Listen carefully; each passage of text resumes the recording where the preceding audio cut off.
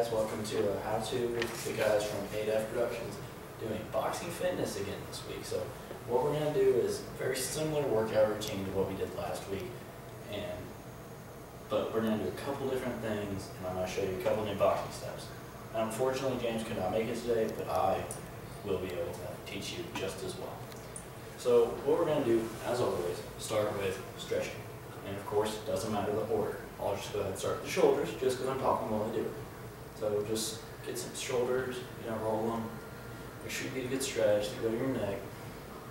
It's always good, get as much of your body as you can, even if you don't think you'll need it. Do this, some of these here. Get some good stretches. Do it until you feel a burn, feel like you get a good workout. Okay, now I'm going to do some legs here. Like this. I'm going to do some of these. Do some of these here. And it's just important to stretch every part of your body that is necessary, really. Okay, now that I've done that, I'm going to go do some cardio, which you can do anything. You can do running. I am going to do running in place, just so you guys understand. You don't have to sit here and watch me, or you don't have to watch me run on a treadmill or anything like that. But that's, if you have a chance, you should. So I'm just running. Okay, so I just did some shoulder exercises, as you saw. And one really important thing to remember when you work out that I forgot to mention beforehand is go ahead and take it slow. Don't worry about how fast you do things. Like when you do shoulder exercises, I do a 1-2 count because it's nice and slow. And if you do it right, and slow helps as well, it will work you out even more than just doing like 30 of one. 15 can be just as effective. So what I'm going to do is I'm going to do some push-ups for you guys. And now push-ups, everyone knows push-ups. I have this mat for some traction, it's very good. You just get down, push-up position like I explained last time. And then you go down, touch your nose, up. And if you can't do that, sit on your knees like this, and then just go down and up. That's all you have to do. Now, it's really important with such exercises like this, you do as many of each that you can. So I like to do max repetition of regular push-ups and then getting on my knees, and then I just hold it if I can. So what I'm going to do is I'm going to go ahead and start doing push-ups for you. I'll see how many I can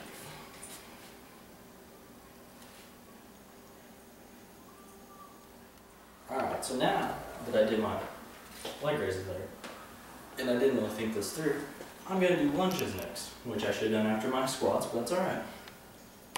So lunges, once again, shoulder width apart, and there's different kinds. There's forward lunges, there's not back lunges because that's just forward, and there's sides.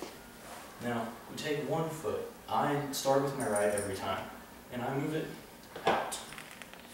And you keep them both facing the same way. You always want them, every time you do something with your legs, you want them to be facing the same direction, and I always pick something solid like a wall. Now, you want to have your leg nice and out. You want to make sure that when you go forward, all you do is this. Your knee does not pass your foot like this. That's not a lunge. You want to make sure it's just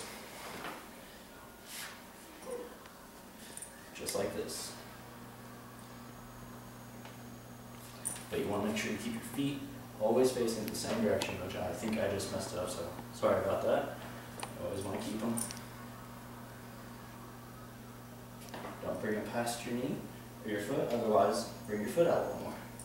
Just like this, and that's all you do. So now I showed you, now I'm going to do some. And the sides are the same, you just do them out to the side here, like that. So I'm going to go ahead and actually do some. Alright, so I just did some lunges. Now I'm going to start working on the abs, which is what a lot of people really like to work on. They like to have that nice six-pack abs, which if you're a boxer, you actually usually don't have. Some boxers do, but you don't always. Boxers usually just have a nice flat stomach because that's not all we focus on. Now, I'm going to go ahead and get on my back here, and I'm going to do some regular types of crunches, like the regular crunch, like that. Now there's some others that I like to work your side obliques over here, because I put my hands on the side. Let me scoot up a little, sorry. put my hands on my side, and I just go over like that, touch my foot. That works your side obliques, whether it feels like it or not. You want to make sure if you do something like this, you stare at the ceiling and pick a certain spot. That way, when you do it, your head and neck don't start to feel pain. So, like this, and then we're going to go like this. That's all you do. You make sure you don't bring your foot up like I just did. Sorry about that. Like this. There we go. Now I'm going to go ahead and actually do some, and that way I actually get my exercise as well.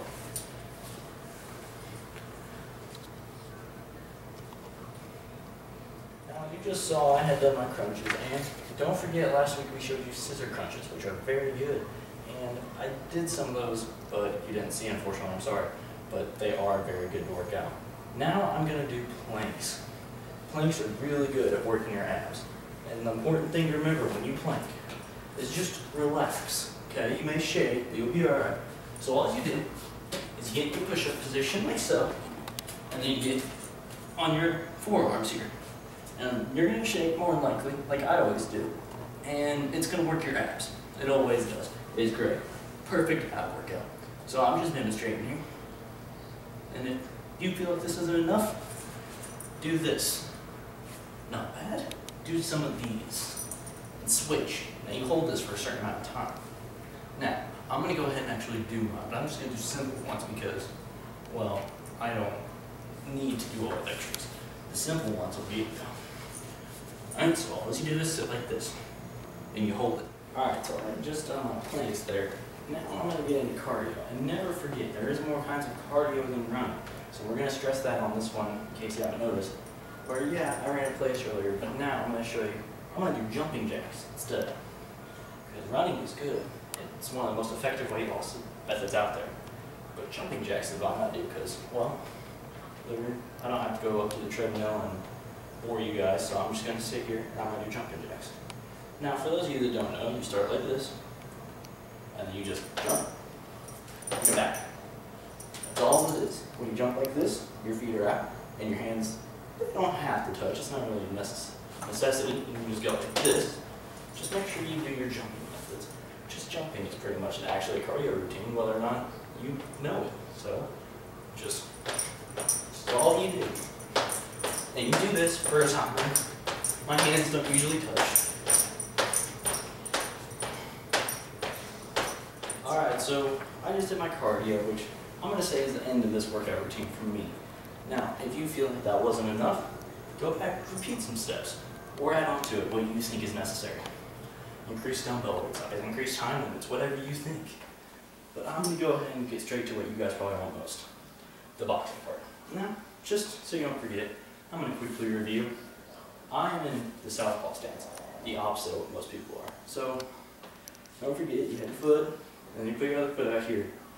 And put your hands up like this, and always face your opponent. So, forgive me, but I'm going to face my opponent over here. You do this, and don't forget the one, your setup jab. Bam, one, now two, right there.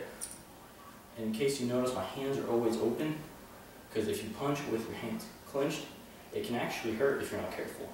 So you just got to be careful of things like that.